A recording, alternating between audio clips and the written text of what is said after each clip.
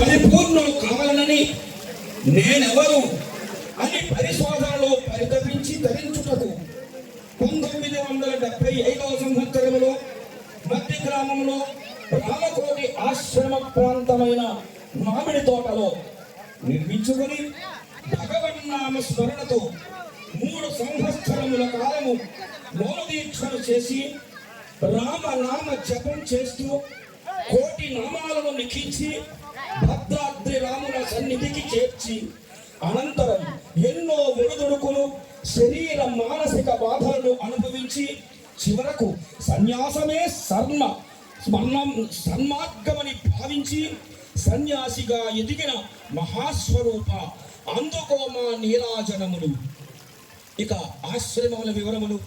మధ్య గ్రామములో రామకోటి ఆశ్రమ వ్యవస్థాపకులు గంగాపురం లక్ష్మీనారాయణ స్వామివారి ఆశ్రమం తెలంగాణ అధ్యక్షులు, సిరిసెల్ల విమలానందగిరి స్వామి ఆశ్రమ అధ్యక్షులు,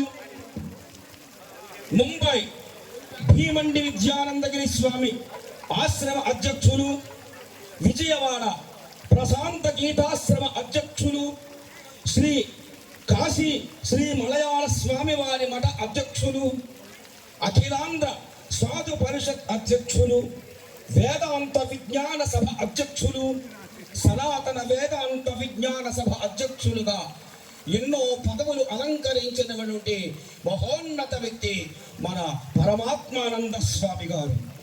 15 సంవత్సరములు పుణ్యక్షేత్రమైన కాశీలో జీవనము చేసి ఉన్నారు.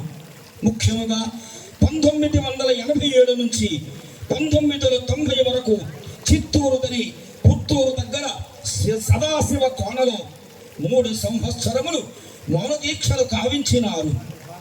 అధిక విజ్ఞానం వారణాసిలో వేదాంత ఆచార్య అద్వైత వేదాంతమును పరిశోధనకై పిహెచ్డి చేసిన మహాత్మా మీరు కడు శ్లాఘనీయులు.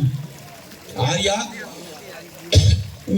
మా స్వగ్రామమైన మధ్య గ్రామంలో అఖిలాంధ్ర సాధు పరిషత్ 60వ శతాబ్ది మహాసభ మా ప్రాంతంలో నిర్వహించుట మేము చేసుకున్న పుణ్యం.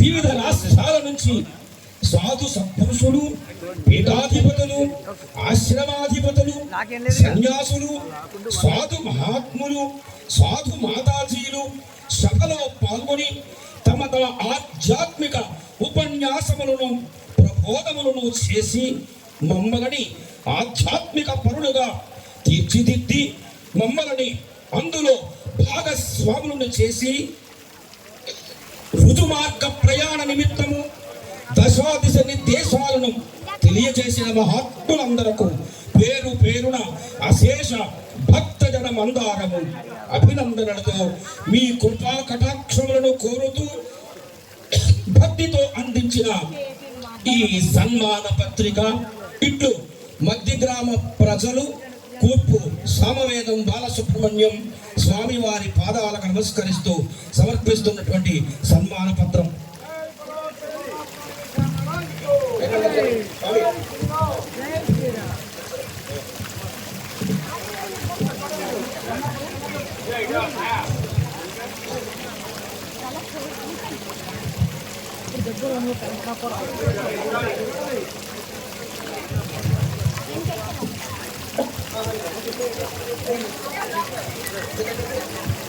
హలో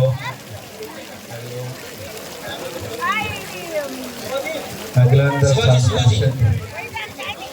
శతాబ్ది 60 మహాసభలు దివ్యంగా భవ్యంగా ఉత్కృష్టంగా 6 సభలు కూడా చక్కగా నిర్వహించబడ్డాయి. చివరి సభలో